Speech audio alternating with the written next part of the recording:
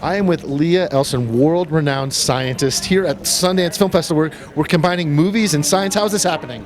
Well, let me tell you something. So I believe that the arts and science, we both serve a similar narrative. You know, in the arts, it's served through emotion, it's served through storytelling, but science actually does quite a bit of storytelling as well. You know, we try to tell the story of humans, life, the universe, the cosmos, and we do it through experimentation. So it's different sides of the same coin, I think. Very cool. And your book is just kind of rising the charts right now. There are no stupid questions, science. Hopefully I don't ask any stupid questions.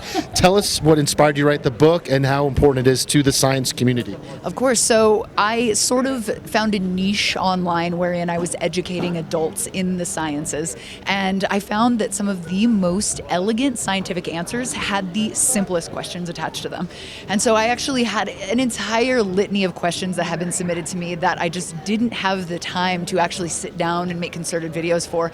And so I made a book. It was one of those situations where I'm like, someone should write this book. And then I was like, I should write this book. And so I literally Googled, how do you write a book? And I did it.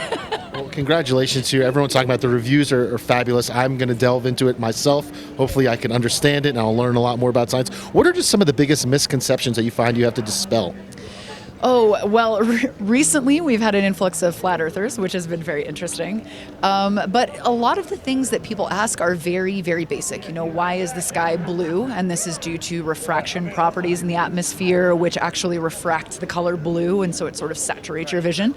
A lot of misconceptions, too, that people ask are, you know, do we see the same color? And the answer biologically is probably no, we do not. We actually see human beings, our receptors for light, we only see 0.0035% of all possible electromagnetic spectrum you could see. And so the whole crux of it is that no, we probably don't. We're all very different. But at the end of the day, science is beautiful because it also shows you how biologically we are all very same. I love that, and it's so inspiring. And I think that people kind of crave, you know, this information, and you're basically providing them a nice gateway for them to achieve this. I try. You know, it's one of those things where I think that science has become a thing of privilege, which it shouldn't be. And everybody has the right to understand more about their body, the way that they work, the way that the universe operates. And so that's where scientists like myself come in to ensure that we can give the public access to being able to understand the world around them. And today's actually a special day. You know, all the planets are aligning today as well. Yes, and at Sundance, more at Sundance, no less. So, that is wild. Yeah, and this is your first time at Sundance? First time at Sundance, so I'm taking on. I'm getting all aspects from film to writers, production, the city, and now I needed that science credit. Science, yeah. I mean, how often do you see a scientist at a film festival?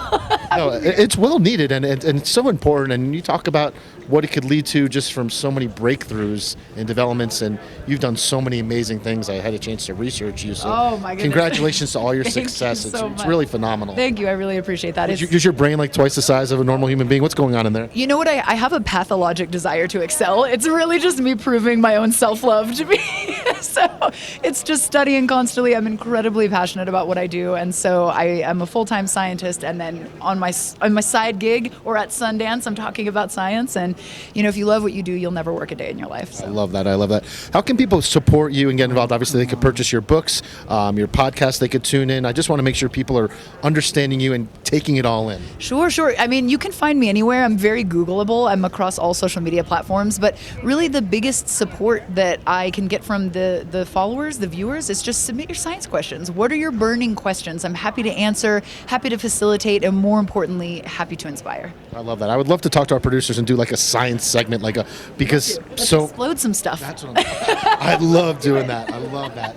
Tell us a bit about Sundance. What do you love about kind of just this festival and how the community comes together? Well, you know, it's wonderful because on the way over here, I was curious, you know, how many people does Sundance draw? Apparently over 86,000 through the course of the week in person. And it's beautiful, you know, because obviously economically it's wonderful, but you're bringing so many different kinds of personalities and so much creativity. And I think that there's this misconception that science and arts are very different, but really some of the most brilliant scientists in human history were the most creative people. And so it's wonderful to see a town rally around creativity, especially in a time wherein arts is being underfunded in the schools. And so having everybody come forth and celebrate, you know, the reflection of human emotion and philosophy on screen is absolutely beautiful. Well, you are beautiful inside out, your brain. I just want to keep talking to you, so I really appreciate your time. And this is really fantastic. I can't wait to learn more about you, and go enjoy the festival. Thank you so Thank you. much. You guys as well. Have a great day. I know I talked to you like in the blizzard. You're like, this is not a blizzard. This is a little flurries. My Florida boy, I thought this was like a blizzard. You're like, this is nothing. Just wait. Just wait. I think it's supposed to get heavier. So you're dressed appropriately. The fabulous Leah Elson. Thank you so much for your time. My pleasure. Awesome.